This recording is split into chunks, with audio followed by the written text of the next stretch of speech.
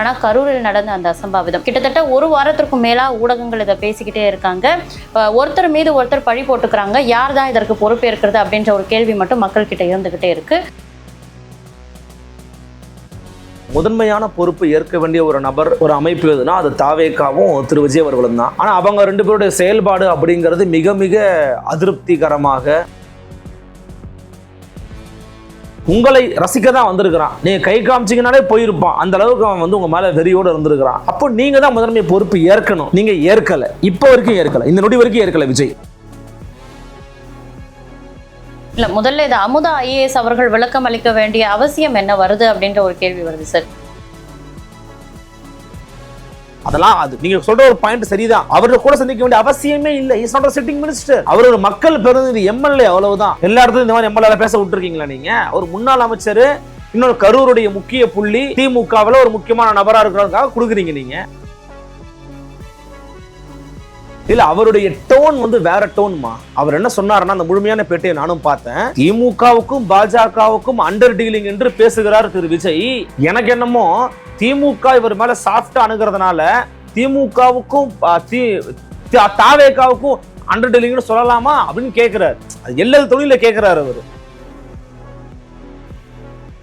3 வருஷத்துக்கு மேல அவர் என்ன பேச போறாரு? மனப்பாடம் பண்ணாதான் தப்பு ஒப்பிக்க போறாரு. இதான் பண்ண போறாரு விஜய். நம்ம எல்லாருமே வந்து மக்கள் மேல குறை சொல்றோம் சார். சினிமா மோகம் அதிகரிச்சிருக்கு. ஒரு சினிமா நடிகரை பார்க்கறதுக்கு இவ்வளவு கூட்டம் சினிமா மோகத்தால வராங்க, நம்ம மக்களை குறை சொல்றோம்.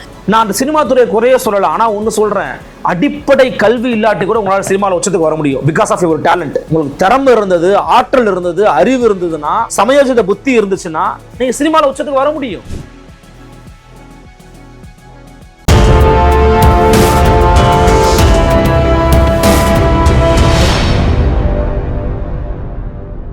தமிழ் நேயர்களுக்கு வணக்கம். இன்றைக்கு நம்முடன் ஊடகவியலாளர் திரு அருண்மொழிவர்மன் சார் அவர்கள் தான் இணைஞ்சிருக்காங்க. வணக்கம் சார். வணக்கம்மா. தமிழகத்துல பொதுவா ஒரு அரசியல் நிகழ்வு அப்படின்னா ஒரு வாரம் தமிழக மக்கள் ஃபுல்லா அதை பேசுவாங்க, ஊடகங்கள் பேசுவாங்க. ஆனா கரூரில் நடந்த அந்த அசம்பாவிதம் கிட்டத்தட்ட ஒரு வாரத்திற்கும் மேலா ஊடகங்கள் இதை பேசிக்கிட்டே இருக்காங்க. ஒருத்தர் மீது ஒருத்தர் பழி போட்டுக்கிறாங்க. யார் தான் இதற்கு பொறுப்பேற்கிறது அப்படின்ற ஒரு கேள்வி மட்டும் மக்கள் கிட்ட இருந்துகிட்டே இருக்கு.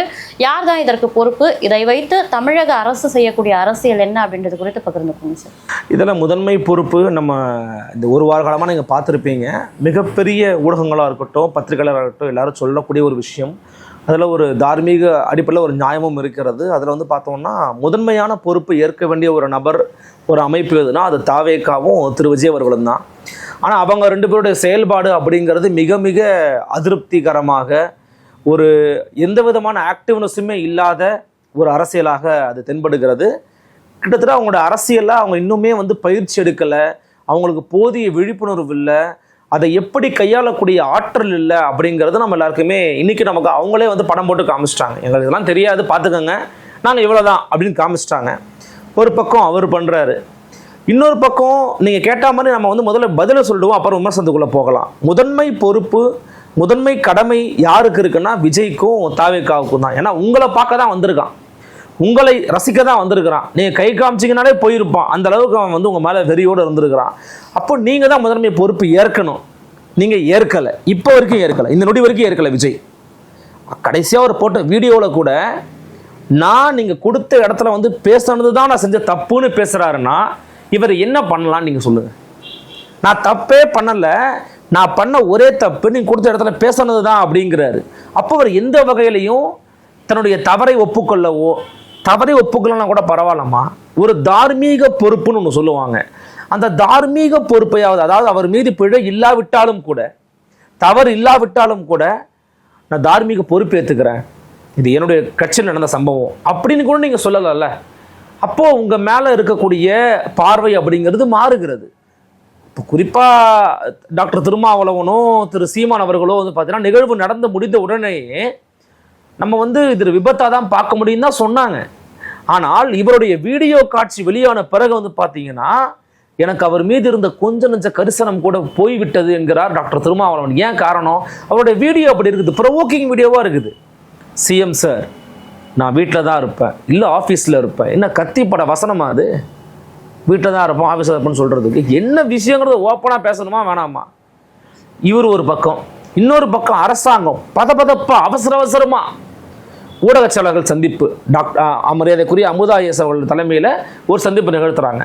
சந்திப்பை உடனடியாக நிகழ்த்த வேண்டிய அவசியம் என்ன, தேவை என்ன வந்துச்சு?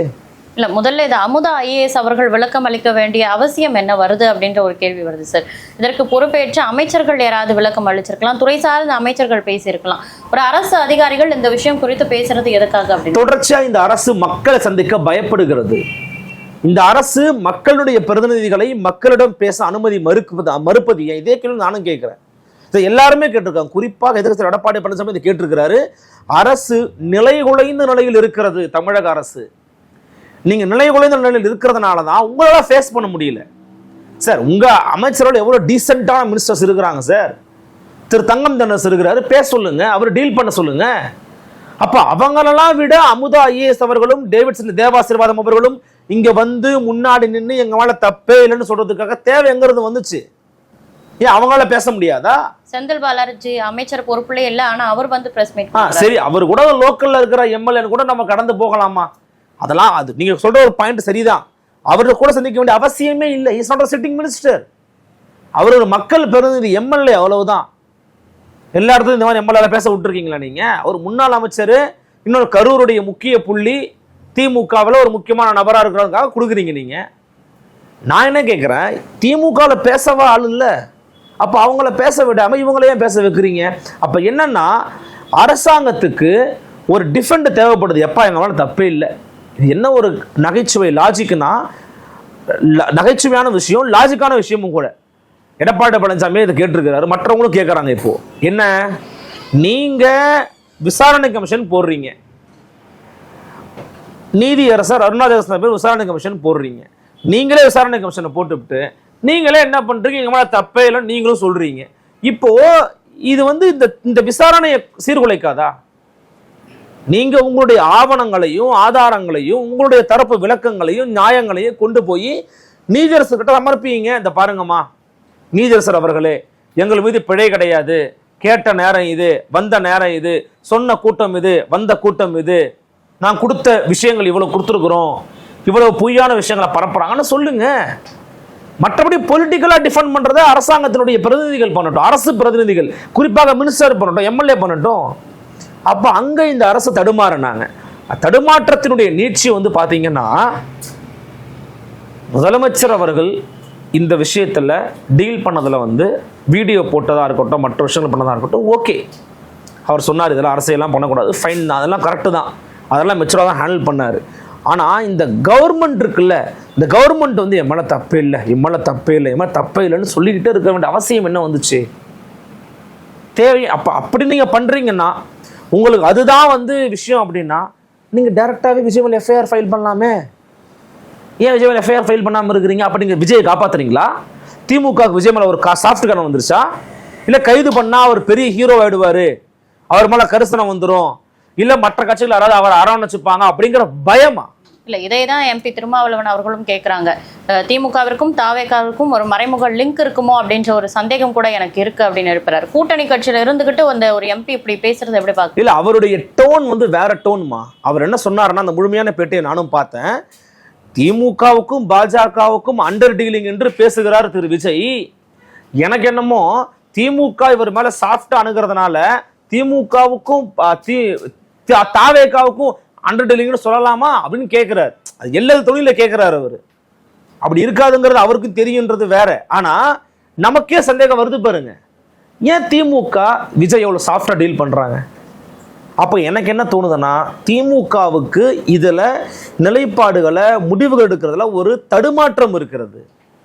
ஏங்க ரொம்ப தெளிவா நம்ம சொல்றோம், 40-50-60% விஷயம் தப்பு இருக்குது அப்படின்னா இந்த பக்கமும் தவறுகள் இருக்கிறது. உள்ள நுழைய வந்த விஜய் எதுக்கு அனுமதிச்சிங்க? ஐயா, கொடுத்த நேரத்தை தாண்டிட்டீங்க. இன்னொன்று, மக்கள் கூட்டம் அதிகமாக இருக்கு, சொல்ற பேச்சை கேட்டீங்கன்னா இங்க இருக்கலாம், இல்லைன்னா மக்கள் சாவுக்கு நீங்க தான் காரணம் எழுதி கொடுத்துறீங்களா? இல்ல, மக்கள் கூட்டம் அதிகரிக்கும் பொழுது இன்னும் வரக்கூடிய மக்களை தடுக்கும் விதமா அங்க பேரிகார்ட் போட்டு தடுக்கிற விஷயங்களை காவல்துறையும் பண்ணியிருக்கணும் அப்படின்னு நம்ம பார்க்கணும். இப்போ என்னன்னா, காவல்துறை போதுமான அளவுக்கு இருந்தாங்க, நாங்கள் இதெல்லாம் பண்ணியிருக்கணும் அரசு தரப்பில் சொல்கிறாங்கல்ல. காவல்துறை நினைத்திருந்தாலும் கூட, அவங்க சில விஷயங்களை போல்டாக பண்ணியிருந்தாலுமே கூட இந்த விவகாரத்தை தடுத்திருக்க முடியுங்கிறதா இப்போது என் கருத்து. விஜய் தாமதமா வராரா? அனுமதிக்காதீங்க. ஐயா விஜய் அவர்களே, நீங்க தாமதமா வந்துட்டீங்க. நீங்க மேல பழி போட்டாலும் பரவாயில்ல, நீங்க அரசாங்கத்தை விக்டிமைஸ் பண்ணாலும் பரவாயில்ல, எங்களுக்கு மக்கள் உயிர் தான் முக்கியம். இங்க நின்னபடியே பேசுங்க, இல்லைன்னா வீட்டுக்கு போயிருங்க. இல்ல, அதற்கான முழு பொறுப்பும் அவங்களுக்கு இருந்த அந்த அதிகாரத்தை அவங்க செய்ய விடாம இப்படி ஒரு தவறு நடக்க விட்டுருக்காங்க. அப்ப காவல்துறை மீதும் அரசாங்கத்தின் மீதும் தவறு நம்ம முழுக்க பார்க்கலாமா? முழுக்க அரசாங்கத்தின் மீதோ காவல்துறை மீதோ தவறு இல்லை. நான் அதான் திருப்பி சொல்றேன், நம்ம பேலன்ஸ்டா நம்ம பேசணும். ஒரு பக்கம் விஜயினுடைய தாவேகாவினுடைய பிழைகள் அதிகமாக இருக்கிறது, இன்னொரு பக்கம் அரசு லெத்தார்ஜிக்கா விட்டாங்க.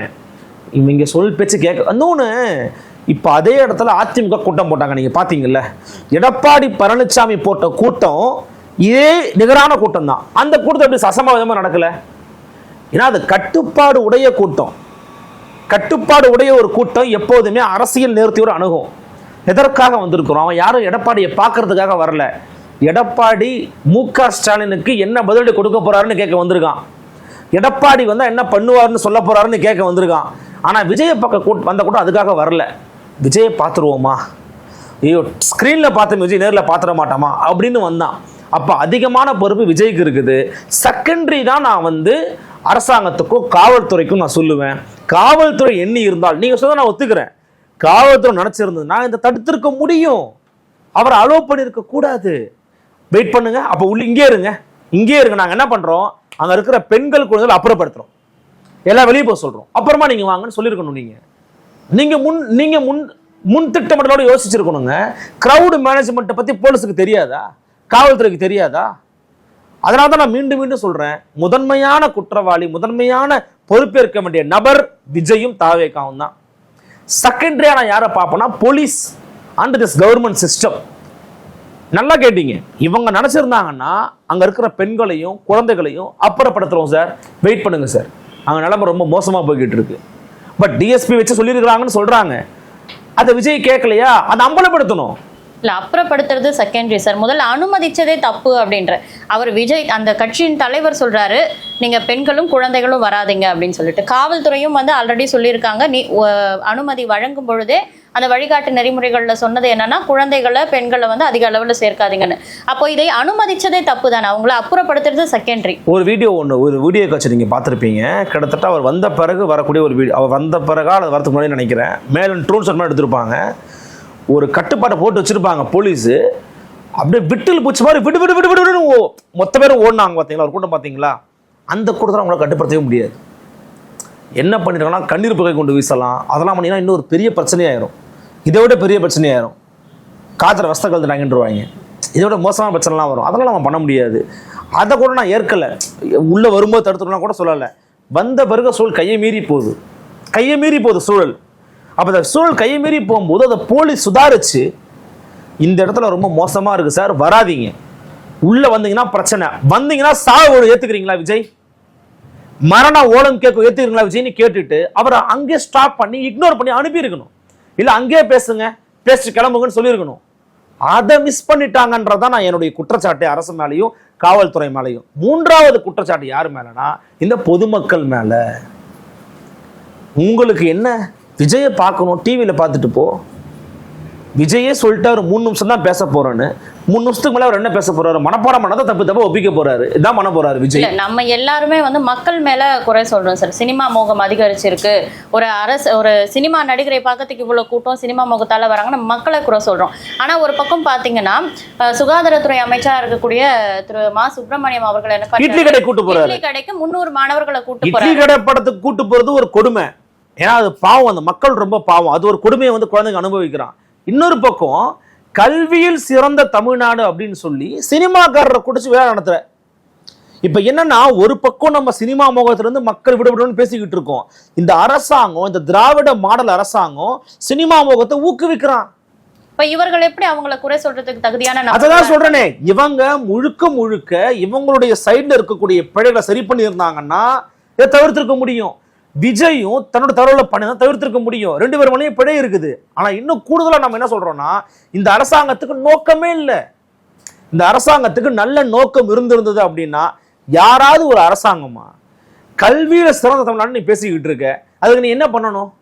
ஒரு மயில்சாமி அண்ணாதுரையை கூப்பிடு, ஏன் கல்வியை பத்தி தொடர்ச்சியா பேசுங்க பிரின்ஸ் கஜேந்திர பாபு தோழரை கூப்பிடு, தொடர்ச்சியாக இந்த மாநில அரசு அமைந்த பிறகு கென்னித்ராஜ் அன்புன்னு ஒரு தோழர் இருக்காரு. அவருடைய அப்பா வந்து தூய்மை பணி செஞ்ச ஒரு நபர். அவர் வந்து ஒரு முதல் தலைமுறை பட்டதாரி. கஷ்டப்பட்டு படிப்பின் மூலமா, கல்வியின் மூலமா ஒரு புரட்சியை ஏற்படுத்தி நீங்க ரோபோட்டிக்ஸ்ல டாப் லெவல்ல இருக்கிறார் தமிழ்நாட்டில்னா, அவருக்கு கூட கல்வி தொடர்பா பேச சொல்லுங்க. அவர் பேசினா புரியும் மக்களுக்கு. மக்களோட அட்டாச் ஆகிற மக்கள் இருந்து வந்த ஒரு ஆளு. சிவகார்த்திகேயன் நான் 2 டிகிரி வச்சிருக்கிறேன், நான் சினிமா எல்லாத்தையுமே பொழைச்சிப்பேன் அப்படிங்கிறாரு. சிவகார்த்திகேயன் படிச்ச படிப்பின் காரணமா சினிமாவுக்குள்ள வந்தாரா? எப்படி வந்தாரு? Extra curricular activity. உங்களுடைய திறமையின் காரணமா அடையாளப்படுத்தப்பட்டு, வாய்ப்பை ஏற்படுத்தப்பட்டு, கஷ்டப்பட்டு உழைச்சு மேல வந்தீங்கன்னா வாழ்த்துக்கள், பாராட்டுகள். நான் அந்த சினிமா துறையை குறைய சொல்லல. ஆனா ஒண்ணு சொல்றேன், அடிப்படை கல்வி இல்லாட்டி கூட உங்களால சினிமாவில் உச்சத்துக்கு வர முடியும். Because of your talent. உங்களுக்கு திறமை இருந்தது, ஆற்றல் இருந்தது, அறிவு இருந்ததுன்னா, சமயோஜித புத்தி இருந்துச்சுன்னா நீங்க சினிமாவில் உச்சத்துக்கு வர முடியும். ஆனா கல்வி அப்படி கிடையாதுங்க. கல்வியை படிக்கணும், உள்வாங்கணும், புரிஞ்சுக்கணும். அந்த கல்வியால் இந்த சமூகத்துக்கு ஏதாவது மாற்றத்தை உண்டு பண்ணலாமான்னு யோசிக்கணும். அப்படி பண்ணணும். அதுதான் உண்மையான கல்வியால் ஏற்படக்கூடிய புரட்சி.